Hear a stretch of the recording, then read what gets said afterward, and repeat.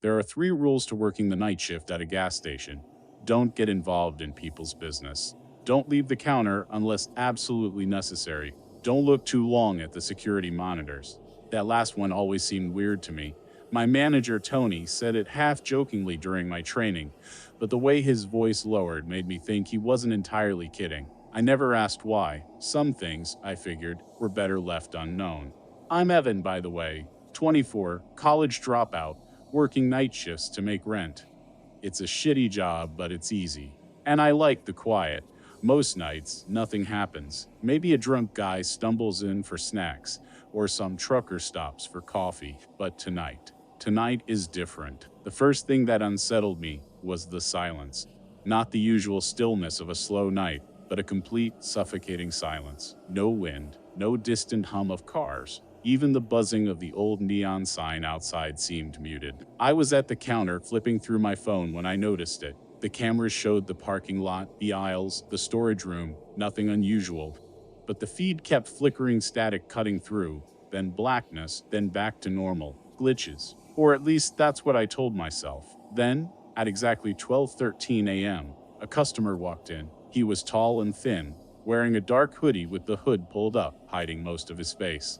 His jeans were dirty, the knees worn. Something about him felt, not in a, he might rob me way, more in a my brain can't fully process what's wrong way. He walked straight to the back of the store, where the fridge doors hummed softly. He stood there for a long time, staring at the drinks but not opening the door. Need help finding something? I asked, trying to sound casual. He didn't respond, just stood there. I felt my stomach tighten.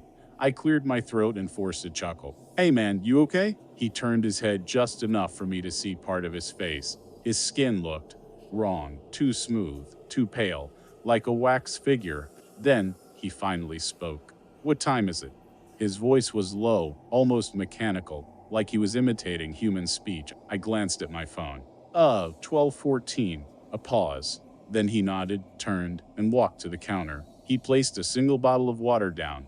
I scanned it, trying not to let my hands shake. That'll be $1.49. He reached into his pocket and pulled out a $5 bill. I swear to God it was crisp, not just out of the ATM crisp, brand new, like it had never been touched by human hands. I took it, put it in the register, and gave him change. He didn't take it, just stared at me. Your change, man, I said, pushing the coins toward him. Another pause. Then, keep it. He grabbed the bottle and walked out. I let out a breath I hadn't realized I was holding. The bell above the door chimed as he left. I watched him through the glass as he stepped into the empty parking lot. And then he was gone. Like, gone. 1 second he was there. The next, the lot was empty. No sound of a car. No footsteps. Just nothing. I tried to rationalize it. Maybe I'd looked away for a split second and missed him leaving. Maybe he'd parked somewhere out of view. I grabbed a mop, needing something, anything to focus on. The act of cleaning grounded me. By the time I was done, I actually felt a little better. I even laughed at myself. Damn, Evan, you're losing it. For the next half hour, nothing happened. I settled back behind the counter, scrolling through my phone. And then, at 1:12 a.m., the security feed glitched again. And when it came back, the man in the hoodie was standing in aisle 3. My stomach dropped. I hadn't heard the door chime. I hadn't seen him walk in. He was just there, standing motionless, facing the shelves. I looked up from the monitor to the actual aisle. Empty. My breath caught. I looked back at the screen. He was still there. Slowly, so slowly, he turned his head toward the camera, toward me. Then the feed cut to static. I ran to the door and locked it. My hands were shaking so bad I nearly dropped the keys. I grabbed my phone to call anyone, but the screen was frozen. The time still read 1:12 m12. No signal, no Wi-Fi. The lights flickered. The security screen blinked back to life. The man was gone. The store was silent again, not even the hum of the fridges. Then I heard it, a whisper, right behind me. What time is it? I spun around, my heart slamming against my ribs. No one was there. I grabbed the bat from under the counter, my knuckles white around the handle. My breath came in short, shallow gasps. Then the whisper came again, this time from the storage room. What time is it? The door to the storage room creaked open on its own. Something moved in the darkness beyond. A shape. Tall. Wrong. I backed away. "Get the hell out!" I shouted, my voice breaking. Then the whisper was right in my ear. 112. The lights cut out. I don't remember leaving the store. I just remember running. The next thing I knew, I was in my apartment, the door locked, my hands still gripping the bat. My phone screen was normal again. The time read 3:47 a.m. I never went back. A week later, the gas station burned down. The cause, electrical failure. But I know the truth. And sometimes, when I'm alone at night, my phone glitches. The time freezes at 1:12 a.m. And I hear a whisper, "What time is it?" I didn't want to take the night shift. It was a last-minute schedule change. Someone called out, and my manager, Darren, was practically begging. "Just this once, Matt," he said over the phone. "I'll make it up to you." I needed the money. Rent was due, and my fridge looked depressing, so I said yes. I regretted it the moment I walked into the store. Walmart at night isn't like Walmart during the day. It's too quiet. The fluorescent lights hum just a little too loud, casting everything in this weird, sterile glow. The aisles stretch on forever, neat and empty, like a labyrinth built for no one. It was just me, Darren, and an older guy named Phil in the stockroom, a skeleton crew for a graveyard shift. "Easy night," Darren said, handing me the list. "Just a few shelves to restock. Phil's got the back. I'll be in the office. Call if you need anything." And then he disappeared behind the double doors, leaving me alone in a sea of empty aisles. I sighed and grabbed the first box. It started off normal, boring even. I went through the motions, cut the box open, stacked the cans, break down the cardboard. I had my earbuds in, listening to a podcast, the sound of voices keeping me company. Then, at some point, I noticed something. The music cut out for a second. Just a little blip of silence, barely noticeable. Then it came back. I thought nothing of it. Wireless earbuds glitch sometimes. But then it happened again and again. Small, sharp interruptions like someone flipping a switch. Then, in the middle of a sentence, the voices on the podcast warped, stretched, like a tape being slowed down. A shiver ran down my spine. I took one earbud out. The store was dead silent.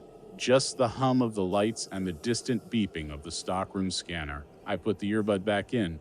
The podcast was normal again. Weird. I shook it off and kept working. Then I heard the footsteps. At first, I thought it was Darren coming out of the office, but when I glanced over, the aisles were empty. The footsteps weren't exactly loud, just soft, almost like someone walking barefoot, but there was no one around. I stood still, straining my ears.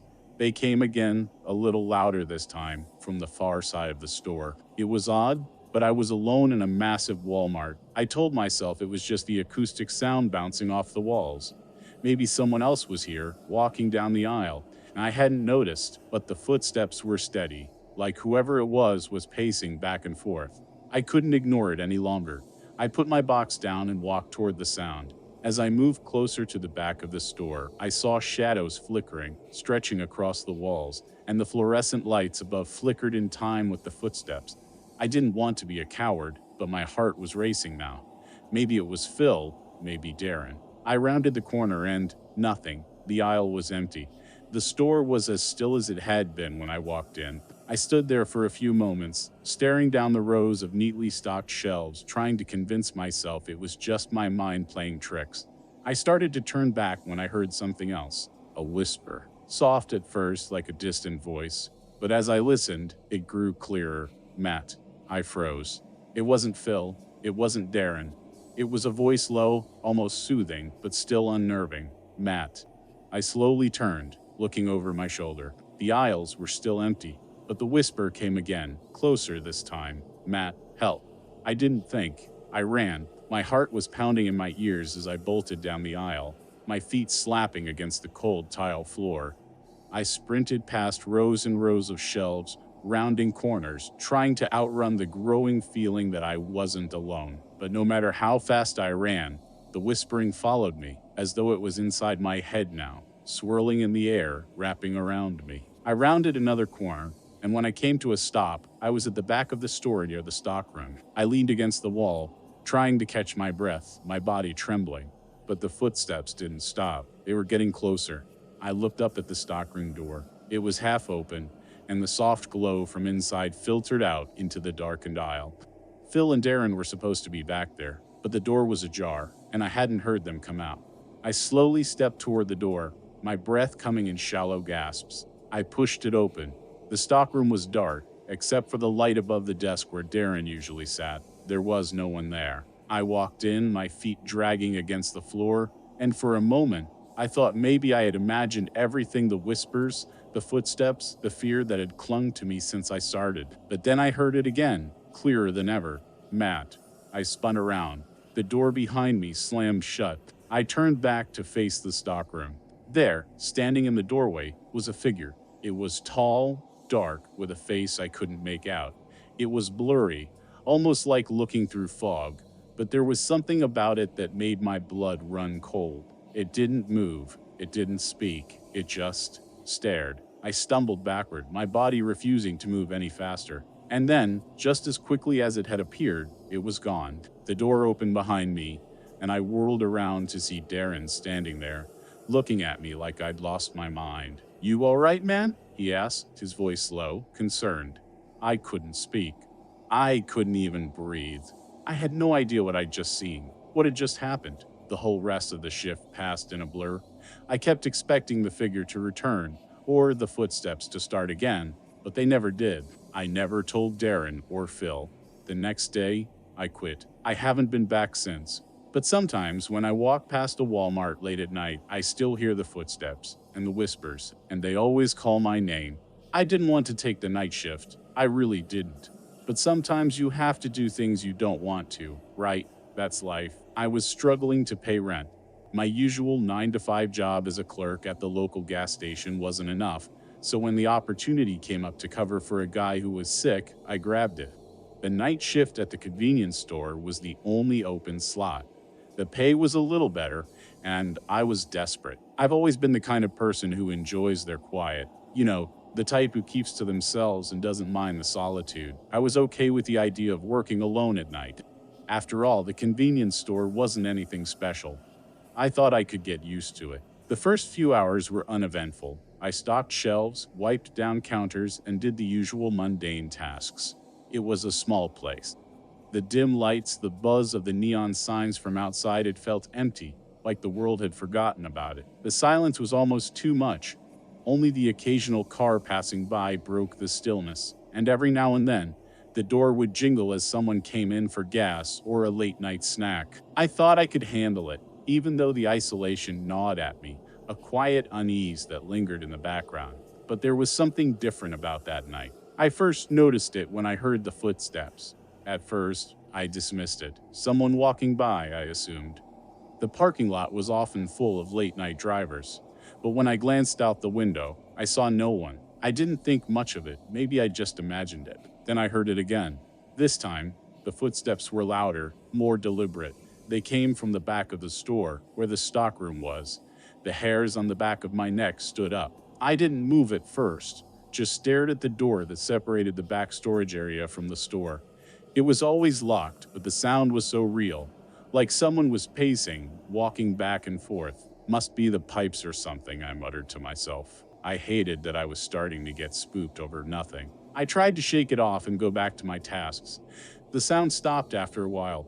I thought I was just imagining things, letting the isolation mess with my head. But then something even stranger happened. The radio that had been playing softly in the background went static, then cut off completely. I looked over, and the silence felt deafening. I reached over to turn it back on, but the radio didn't respond. I tried the dial again, but it was dead, completely silent. A chill ran through me. Maybe it was just the weather or some malfunction. Still, I couldn't shake the feeling that something wasn't right. I glanced up at the clock. It was getting late. I had 2 more hours to go before my shift ended. The store was empty, no cars outside, no customers walking in. I was alone. The store felt too still. The silence was too much. I stood behind the counter, trying to distract myself by organizing the candy shelves. Then the doorbell chimed. I froze. I wasn't expecting anyone. I glanced toward the door. A man in a dark hoodie stood there, his face hidden in shadow. I didn't recognize him. "Can I help you?" I asked, trying to sound casual. He stepped forward, his footsteps slow and deliberate, his eyes never leaving mine. He didn't say anything, just pointed to the chip section. I gave a nervous nod and said, "Sure, take your time." He shuffled toward the aisle, but something about the way he moved unsettled me. His steps were too heavy, too slow. I tried to push the feeling down, but my heart began to race. My instincts screamed at me that something was wrong. After what felt like an eternity, the man picked up a bag of chips and brought it to the counter. Still, he said nothing. I rang it up. "Your total is $2.50, I said, voice trembling just a bit. He handed me the cash, but his hand was shaking, not in a normal way, like he was cold or anxious, but in an unsettling, erratic way. I tried not to stare, but I couldn't help it. His eyes were dark, his pupils dilated as though he hadn't slept in days. "Thanks," he muttered in a hoarse voice, his eyes never leaving mine. I nodded, not sure what to do. I was about to give him his change when something caught my attention, a faint sound coming from behind me. I spun around, my heart racing. The footsteps. They were back. I turned back to the man who was now staring at me with an expression I couldn't quite read. Without warning, he dropped the chips and bolted out the door. I blinked, not sure if I was imagining things. I rushed to the window, heart pounding, but the parking lot was empty. I felt a wave of nausea hit me. This was too much. I was alone in a dark, quiet store with only my thoughts and that odd, creeping feeling that something was wrong. The clock ticked by in the silence. Then I heard the door again. The bell chimed softly. I whipped around. No one was there. I could feel my breath catching in my throat. I checked the security cameras, nothing. No one outside. I was on edge. I could feel something in the air, something that didn't belong. I was sure I wasn't imagining things. I grabbed my phone to text my friend, but the screen was blank. It didn't make sense. I went to the back of the store, checking the stockroom door just to reassure myself that no one was back there. It was locked, of course, but when I turned to leave, I caught a glimpse of something in the reflection of the small, cracked mirror near the door. There was a figure standing behind me. I whirled around, my heart in my throat. Nothing. I was alone. I rushed back to the counter, feeling the cold sweat on my skin. My mind raced. Maybe it was just the stress, the isolation. I was imagining things, but then the lights flickered. The fluorescent hum overhead buzzed in my ears, growing louder. A thud. I jumped, spinning to face the sound. The door to the stockroom creaked open. Even though I was sure I had locked it, I didn't move. And then, through the crack, I saw something. A face. Pale, hollow eyes. A man. I was frozen, my heart racing as I tried to make sense of what I was seeing. He stepped into view, his hand reaching for the door. Then I heard it again, the footsteps. Except now they were running. I backed away, my hand shaking. The door to the stockroom slammed open, and the figure stepped toward me, his face twisted into a grotesque smile. The footsteps were louder now, like they were coming from all directions, closing in. I turned, desperately trying to find an escape, but the door was locked. The man was still there, the footsteps were right behind me. And I realized with a sickening clarity that I had been alone this whole time. The door had never chimed. The figure had been there the whole time, waiting for me to notice. I used to think working the night shift at Walmart would be easy. Stock a few shelves, zone the aisles, maybe deal with a couple of late-night weirdos. That's what I signed up for, some quiet time, a paycheck, and no stress. But after tonight, I don't think I'll ever set foot inside a Walmart again. My name's Kevin. I'm 26, broke, and trying to make ends meet after getting laid off from a warehouse job last month. I took the night shift at Walmart because it was the only thing available. $12 an hour, 8-hour shifts, and all I had to do was keep the shelves neat and help customers when needed. Sounds simple, right? It was, until tonight. It started with a voice on the intercom. The night shift crew was small, just me, an old guy named Frank, and Denise, our shift manager. We barely talked except when Frank made bad jokes about how Walmart would still be here after we were all dead. At around midnight, the store was completely empty. No customers, no late-night shoppers, just us. That's when the intercom crackled to life. "Clean up in aisle 19. Frank and I looked at each other. Denise frowned. "Who the hell called that?" Frank shrugged. "Must be the system acting up." Denise rolled her eyes. "Just check it out, make sure no one spilled anything."